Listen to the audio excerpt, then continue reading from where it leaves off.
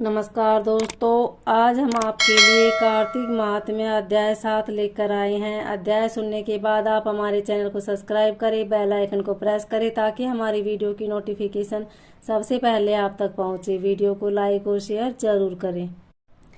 मंगलकारी श्री हरि का सच्चा नाम ध्याऊं, कार्तिक मास महात्म्य का 7वां अध्याय बनाऊं। नारद जी कहते हैं, हे राजन, सुनिए, कार्तिक मास में व्रत करने वालों के नियमों को मैं संक्षेप में सुनाता हूँ, उसे आप सुनिए। व्रती को सब प्रकार के मांस, उड़द, राई, खटाई तथा नशीली वस्तुओं का त्याग कर देना चाहिए। व्रती को दूसरे का अन्न ग्रहण नहीं करना चाहिए, किसी से ईर्ष्या नहीं करनी चाहिए और तीर्थ के अतिरिक्त अन्य कोई यात्रा भी नहीं करनी चाहिए। देवता, वेद, ब्राह्मण, गाय, व्रती, नारी, राजा, गुरुजनों तथा अन्य किसी की भी निंदा नहीं करनी चाहिए।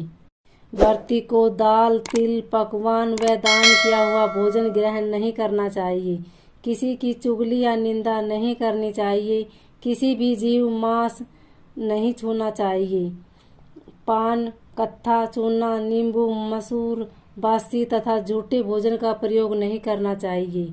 गाय, बकरी तथा भैंस के अतिरिक्त अन्य किसी पशु का दूध नहीं पीना चाहिए। कांसे के पात्र में रखा हुआ पंचगव्य, बहुत छोटे घड़े का पानी तथा केवल अपने लिए ही पका हुआ अन्न प्रयोग करना चाहिए। कार्तिक माह का व्रत करने वाले मनुष्य को सदैव ब्रह्मचर्य का पालन करना चाहिए। उसे धरती पर सोना चाहिए और दिन के चौथे पहर में केवल एक बार पत्तल में भोजन करना चाहिए। व्रती कार्तिक माह में केवल नरक चतुर्दशी, जिसे छोटी दिवाली भी कहा जाता है, के दिन ही शरीर में तेल लगा सकता है। कार्तिक माह में व्रत करने वाले मनुष्य को सिंघाड़ा, प्याज, गट्टा, गाजर, मूली, काशीफल, लौकी, तरबूज, इन वस्तुओं का प्रयोग बिल्कुल नहीं करना चाहिए। चांडाल, पानी, मलेच्छ, पतित, व्रतहीन, ब्राह्मण द्रोही और नास्तिकों से बातचीत नहीं करनी चाहिए। भगवान विष्णु को प्रसन्न करने के लिए अपनी शक्ति के अनुसार चंद्रायण आदि का व्रत करना चाहिए और उपयुक्त नियमों का पालन करना चाहिए।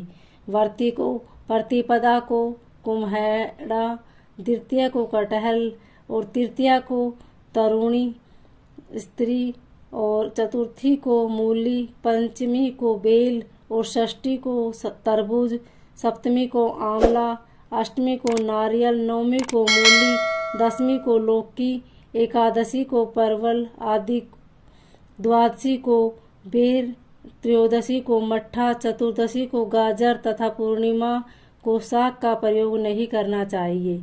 रविवार को आंवला का प्रयोग नहीं करना चाहिए।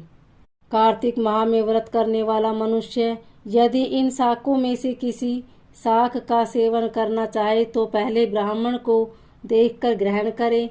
यही विधान माघ माह के व्रत के लिए भी है।